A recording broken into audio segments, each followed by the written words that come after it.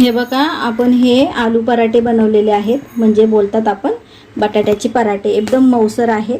तर चला तर आपण बनवूया. हे कसे बनवले हे मी तुम्हाला आज दाखवणार आहे. नमस्कार, मी भारती. माझं यूट्यूब चॅनल शिलवंत फॅमिलीमध्ये तुमचं मनापासून खूप खूप स्वागत आहे. तर चला तर आज आपण बनवणार आहोत आलूचे पराठे, म्हणजे बटाट्याचे पराठे करणार आहोत. तर कशा एकदम सोप्या पद्धतीत तुम्हाला सांगणार आहे आणि एकदम मऊसर होणारी गोष्ट आहे. तर चला आपण बनवूया. तर हे बघा, मी इथे घेतलेलं आहे गव्हाचं पीठ.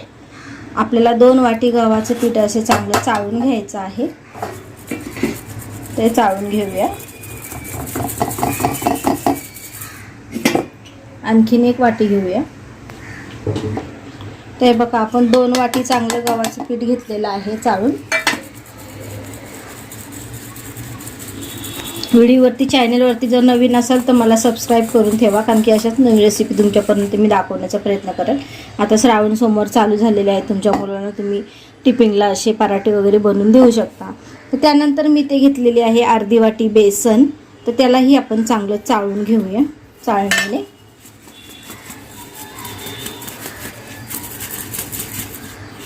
हे चांगलं असं फोडून घ्या.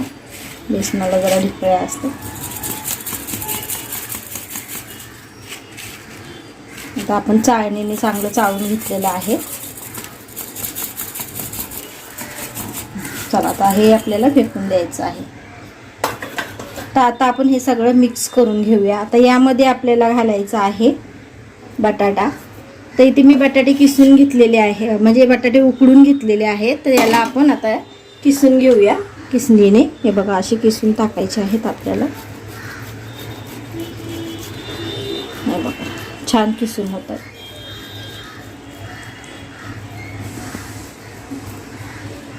आपण चांगले मस्तपैकी 3 बटाटे याच्यामध्ये मस्तपैकी किसणीने किसून घालणार आहोत.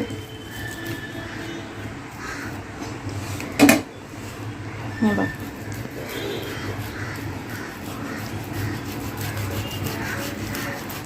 किसणीने किसा किंवा मॅश करून घेतले हाताने तरी चालतील.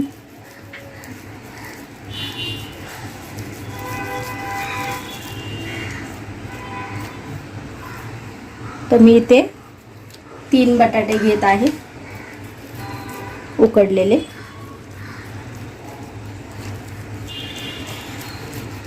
मग बटाटे छोटे होते, मोठे असतील 2 घातले तरी चालतील.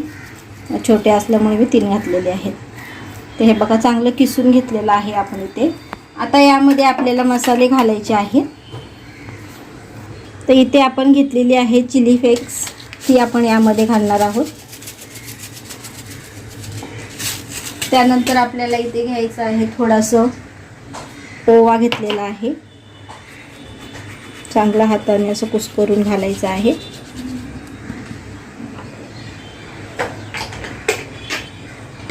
त्यानंतर आपल्याला घ्यायचं आहे थोडंसं जिरं घालून घेऊया. त्यानंतर आपल्याला इथे घालायचं आहे थोडी धण्याची पावडर, 1 चम्मच. त्यानंतर लाल तिखट घालायचं आहे आपल्याला. इथे थोडं तिखट पाहिजे म्हणून मी ते 2 चम्मच घेतलेला आहे. थोडंसं गरम मसाला, थोडीशी हळद. त्यानंतर आपल्याला घ्यायचं आहे असं मीठ घ्यायचं आहे चवीसाठी. व्हिडिओमध्ये मला सांगा तुम्ही कमेंटमध्ये की तुम्ही व्हिडिओ कुठून बघता, ते कमेंटमध्ये मला नक्की सांगा. आणि चला, यामध्ये आपल्याला घालायचं आहे थोडंसं तेल. तर मी ते 1 पळी तेल घेतलेलं आहे, ते आपण यामध्ये घालून घेऊया. जर तुमच्याकडे अमूल बटर असेल ते घातलं तुम्ही, किंवा चीज घातली तरीही चालेल, काय हरकत नाही. तर माझ्याकडे थोडंसं अमूल बटर आहे, ते मी यामध्ये घालते.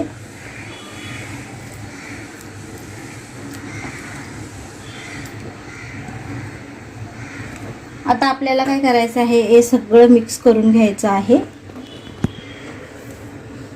पहिला हाताने असं मिक्स करून घ्या.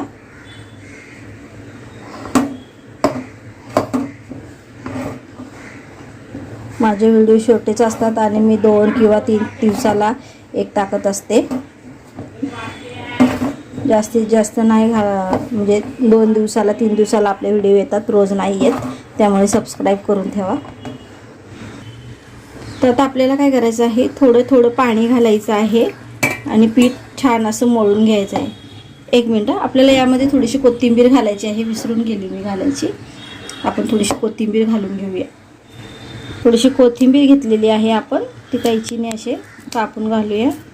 कसे असं घरामध्ये थोडीफार बडबड असली की माणूस जरा विसरायला होते. आता तिचे पप्पा हिला आवाज देत होते, ही जरा शूटिंग करत होती. माझी मुलगी 10 वर्षाची आहे, ती शूटिंग करत होती आणि तिचे पप्पा तिला आवाज देत होते, त्यामुळे जरा डिस्टर्ब झालं. तर हे बघा, इथे चांगलं असं मळून घेऊया आपण पीठ, गोळा चांगला करून घेऊया.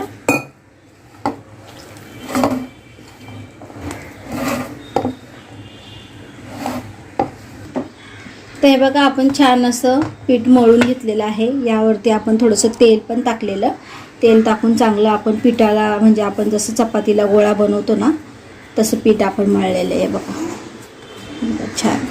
तर आता आपल्याला काय करायचं आहे, आपण जसे चपात्या बनवतो ना तसे आपले पराठे आपल्याला लाटून घ्यायचे आहेत. तर इथं आपण पीठ घेतलेलं आहे सुकं, यामध्ये असं घालून हे बघा, इकडे मी तवा गरम करायला ठेवलेला आहे आणि चांगलं असं मस्त लाटून घेऊया. पटापट लाटल्या जातात. अलगद हाताने आपल्याला लाटायचं आहे.